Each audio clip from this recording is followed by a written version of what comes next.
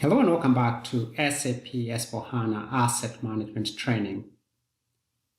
We are still exploring the Fiori Launchpad, looking at the various apps and different groups. So we're going to click on Notification Group, and that gets us to a number of apps there. We're going to go to Find Maintenance Notification App. So when we click on that, we get to the standard screen. This is something that we saw earlier. We have several filters here. And this time the assumption is that we have the notification number. So we're going to be using the notification filter to look up our notification.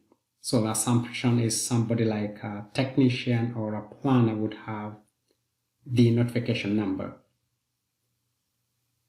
So at the bottom now you see we have the notification and the description of the technical object. In this case, it's a hydraulic pump. And if I click on the notification, I see a few apps on the right-hand side. And just like we did earlier, we're going to go to Change Maintenance Notification just to see how those screens look like. And one of the things I want to highlight here is remember the